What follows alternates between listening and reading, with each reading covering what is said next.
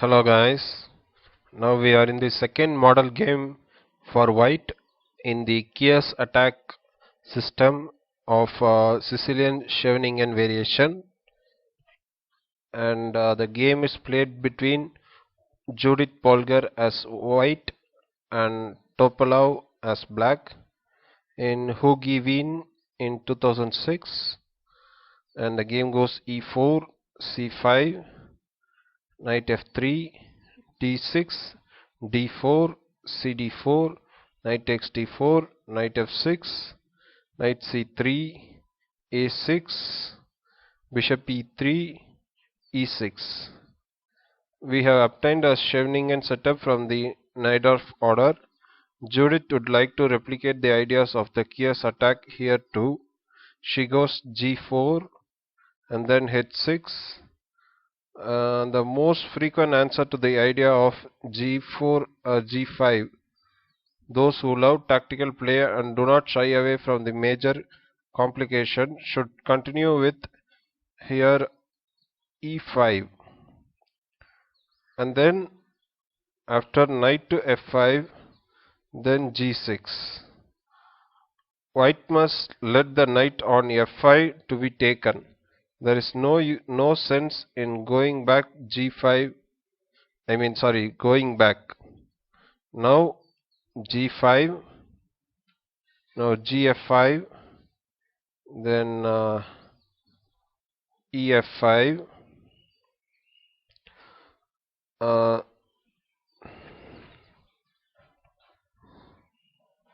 The most promising continuation. From here on, tactical factors assume pride of place in any discussion about the evaluation or best move. Here, simply capturing on f6 and gives black all the prospects after f4 here. So that's why he takes f5 is played, and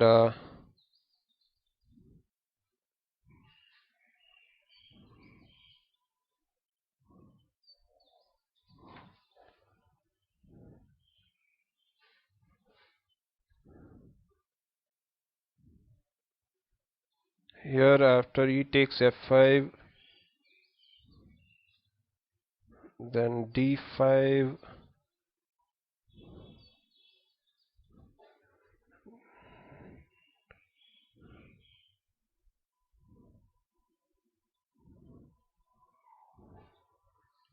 d5 and gf6 also leads to the head spinning complications.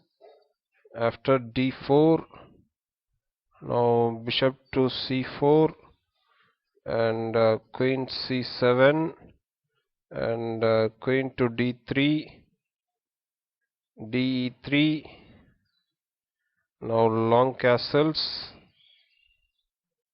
ef2, bishop takes f7,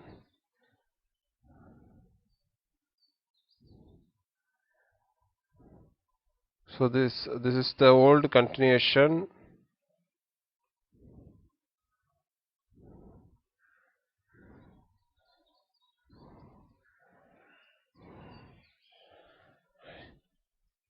Here if at all queen f3, then d4, then long castles, now knight bd7. Practice shows that white scores very well from the present position, although there is a little objective reason for this. Shivrov and Polgar are big supporters of the white position, while Swidler, Anand and Lokvanveli dare to play black.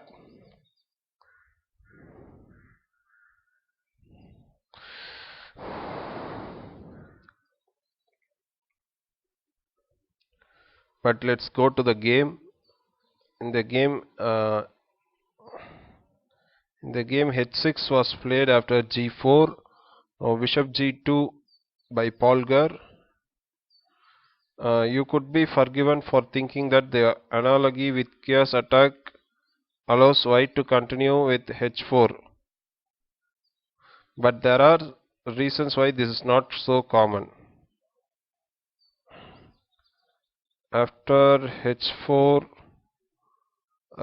there is e5, and after knight f5 there is g6, and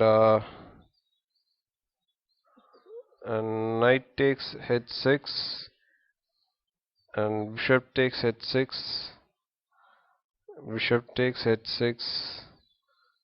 and there is bishop takes g4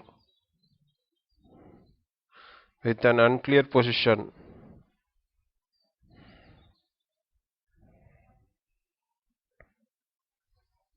So white went bishop g2 and then g5 by black. This move is a standard and ambitious way for black to try and take control over the e5 square in a variety of Sicilian positions. He sees the fact that this move creates some other kingside weaknesses as being of lesser importance. Here the main line, knight c6, then h3, which is often contested at the world elite level as well. It was played between Anand and MBL in 2015.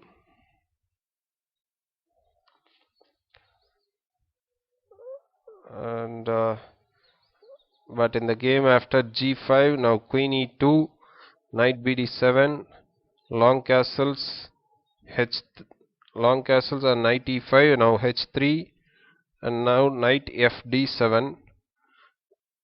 Topalov prefers to cement his control over e5 even more firmly right now rather than develop. The assumption is that white cannot do very much with her lead in development. Here queen c7 would be a typical developing move, but perhaps the then world champion was worried about the direct actions white might take against the knight on e5,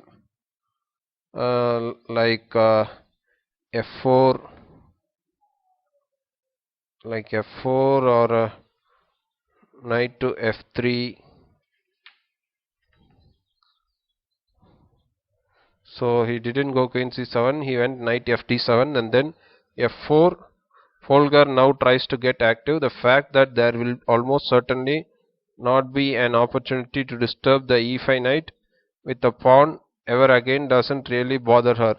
Now gf4, bishop takes f4, now b5, the most active move. Black prepares to develop his queen's bishop and at the same time questions the c3 knight with this move. Of course, black signals his understanding that his king will remain in the center. Short castling was removed from the practical politics by the push g5, and now the same is done for long castling by the present move. Black need not worry about the long diagonal, though white's bishop on g2 is being effectively muzzled by the knight on e5. Now rook h f1. Perhaps this is slightly inaccurate way of continuing the plan began 2 moves ago. Queen f2 was probably better. The reason will be clear. It will about to become clear now. After bishop b7,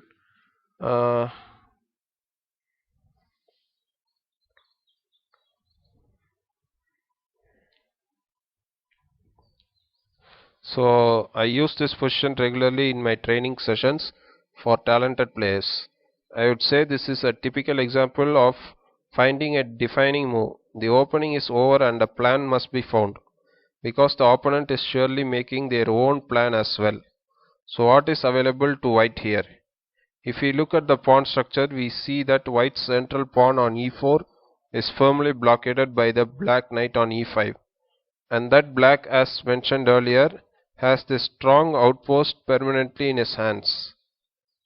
We must accept this feature of the position and just try to play around it. By having though, we have left black with some static weaknesses of his own. Sometime exchange the f pawn for black's g pawn in the future. The h5 square could also be a nice outpost for a knight, especially combined with the play along the half open f file. The opponent's plans should be also be taken into account. In this case, the advance of b4 is a problem. The c3 knight has no natural escape squares. Assuming for a moment that we could prefer not to sacrifice it on d5. Going to a4 is not pleasant after queen a5, but going to b1 is completely out of the question. The knight is just bad there. So, with all these uh, reflections in mind, Judith came to the following formidable move. In view of what follows in the game, b4 was probably necessary for Topalov. It does not take much imagination to conclude that he was afraid of the standard sacrifice of knight d5, and after e takes d5, e takes d5, after which white does in fact generate sufficient compensation. So now queen f2 was played by Polgar. This is one of the nicest little moves I have seen. It is deep and deceptively strong. The queen itself lines up on the f file opposite the weakest square in the black's king position, that is the f7, and protects the h4 square for a possible future maneuver like bishop to f4, then to g3, then to h4, striking at the heart of the black's king side dark squares. But as we already know, the double-edged eighth move by black didn't only open a new diagonal for white's bishop, but it also created an outpost for a knight on h5. White's queen's knight can now head there via the e2 square, which has been vacated now. Black will regret not having played b4 on the previous move, and that in turn explains why white could have done even better by inverting the order of her last two moves. Now rook c8, knight ce2, the knight heads to the square it had been eyeing, even without being forced to do so. Though of course black might have been intending the typical rook takes c3 sacrifice. Now bishop g7, the d6 pawn is not the white's priority, and so Topalov does not make it his either. The bishop is diverted to the long diagonal where it threatens to take part in various ideas on this side of the board, such as knight c4 with a sacrifice on b2 to come. Black would have tried to cross the opponent's plans with h5 here. He could play h5, but this move has other problems. White gains new options like g5, and black can choose either to make a matrayer of his pawn with h4, or allow white to fix it in place, which will then open up the ideas of attacking it, like from knight e2 then comes to g3, or queen f2 to e2, then knight takes h5, as well as bishop from g2 to h3, softening up the e6 and f7 points in readiness for a future push of g6.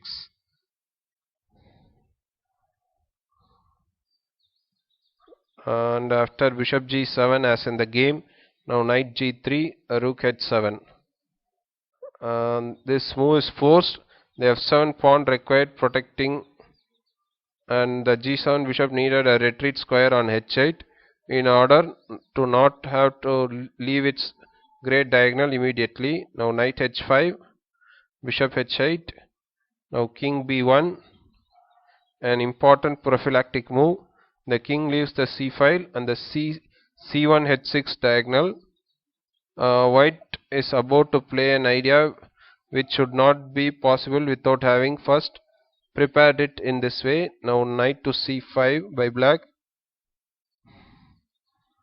and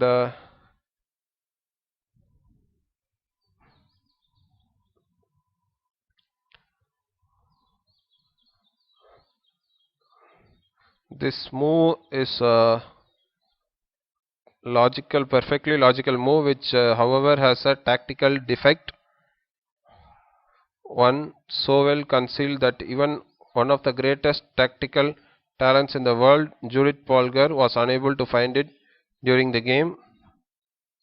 Uh, Here actually black needed to play queen b6, and white would have continued her stated plan with bishop f4 to g3 and to h4. But after knight c5, now Judith played bishop g3. Actually both players missed a strong tactical shot.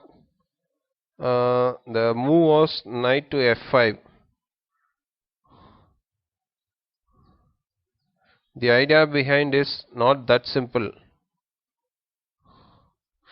Here actually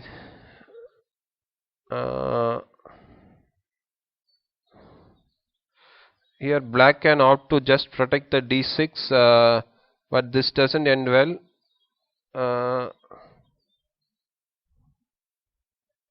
If at all rook to c6, then knight f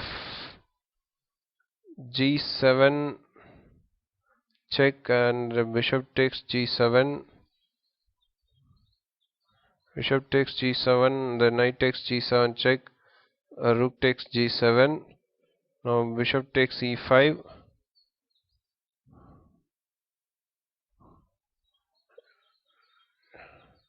bishop takes e5, and rook h7, and queen to g3, and white is definitely winning here.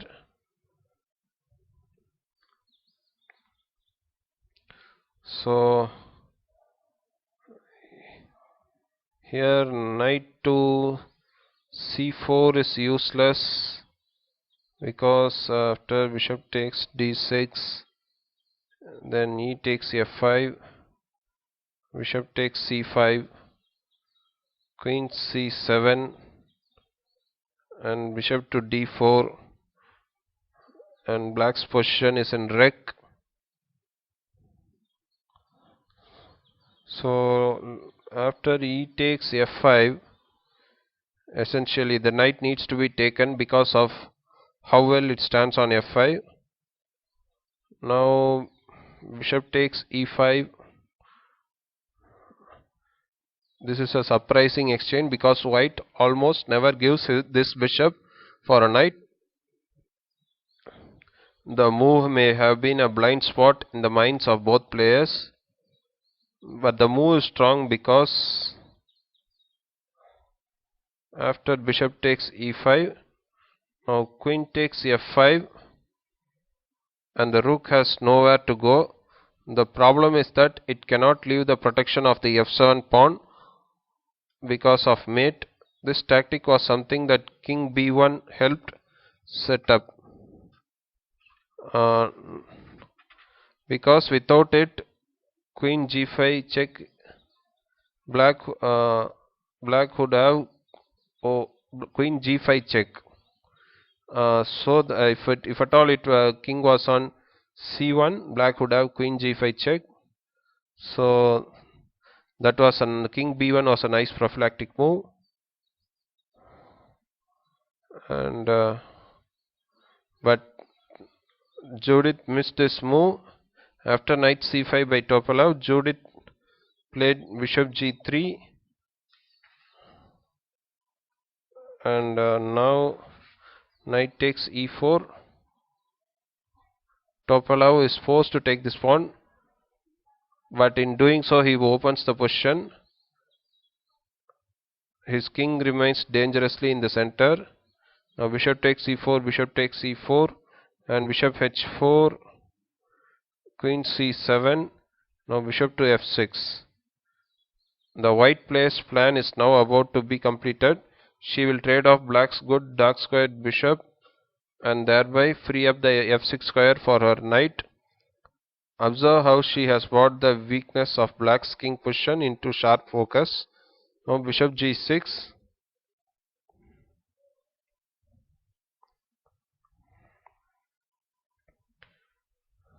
If at all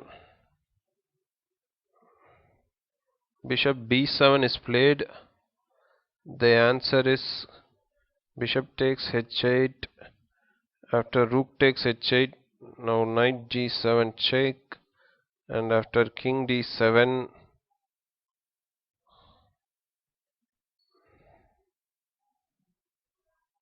or even king d8, there is this, f takes, and knight takes this coming.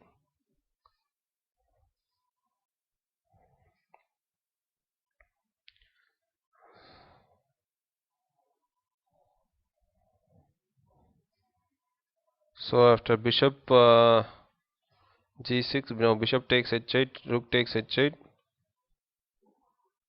Now knight f6.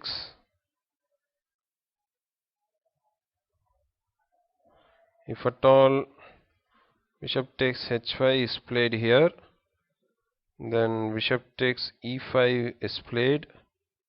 After d takes e5, then there is knight takes e6 here.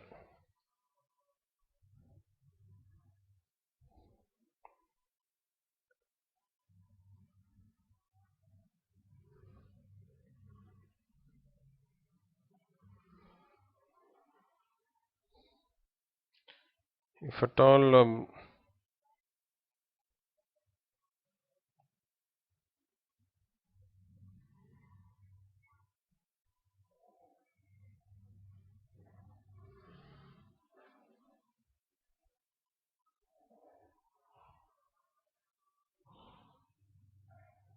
bishop g6 is played, white can simply play bishop g3. Since the c2 pawn is adequately protected, there will be no technical problems in converting the piece advantage.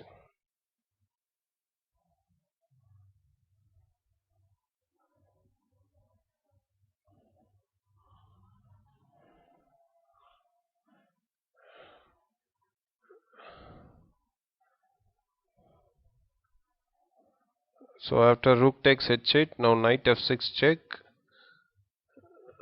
Now king d8.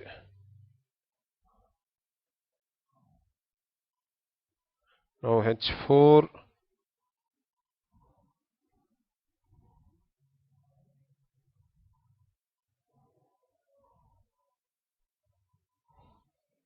Now queen c5.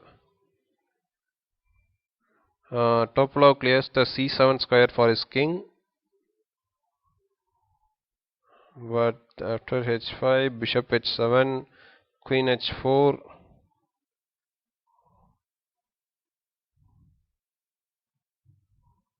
Now bishop takes c2 check. Knight takes c2. And queen takes c2 and king a1. Rook c4. Knight e4 check. King c7. Knight takes d6. Rook f4. And now queen e7 check, king b6, queen b7 check, and king a5.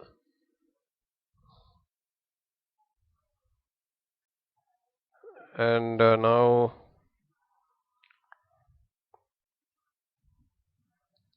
if at all king c5 is played, then queen c7, now knight to c6, and now knight b7 is coming. So king after king a5, queen a7,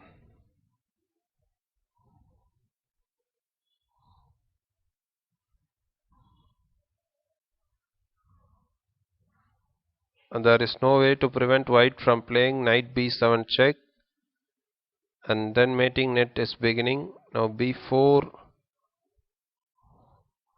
now rook fe1, knight f3, now rook c1,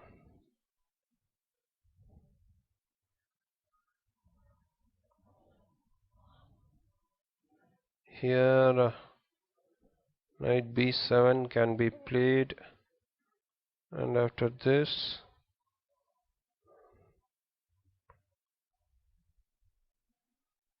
so